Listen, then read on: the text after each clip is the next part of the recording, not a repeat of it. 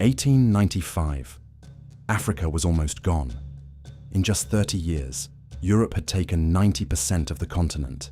Every kingdom, every border, every people, handed to foreign strangers. Only one nation on this entire continent had refused to fall: Ethiopia. Ancient, unconquered. And now, directly in the crosshairs of the most aggressive colonial army on the continent, at its throne sat Emperor Menelik II, a man who had been imprisoned as a boy, who had clawed his way to power, and who was about to do something no African leader had ever done. Italy had tricked Menelik into signing a treaty. In their version, Ethiopia was now an Italian protectorate. In his version, it said nothing of the sort. When Menelik discovered the deception, everything changed. He did not protest. He did not negotiate. He sent letters to every European monarch rejecting the treaty completely. And then, he started preparing for war. Italy sent 20,000 soldiers. Their general boasted openly that he would bring Menelik back to Rome in a cage. He had fought Africans before. He thought he knew what to expect.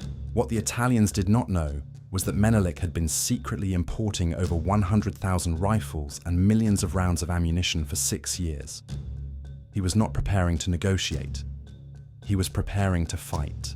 His call to arms went out to every province, and they came. From the north, from the south, from the east and the west. 100,000 warriors, the largest African army ever assembled to face a European colonial force. And beside Menelik, his empress, Taitu Betul. She did not stay in the palace.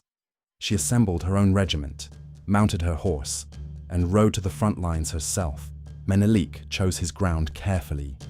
The mountains of Adwa, jagged peaks, deep valleys, narrow passes, a landscape that had swallowed armies for 1,000 years.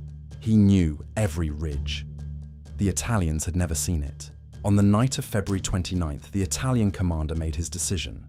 He would send 3 columns through the mountains simultaneously, at night, using maps that were dangerously wrong. Menelik's scouts were already watching. In the darkness, they tracked every Italian movement. By 2 in the morning, riders were racing back to the Ethiopian camp with the news. The columns had separated.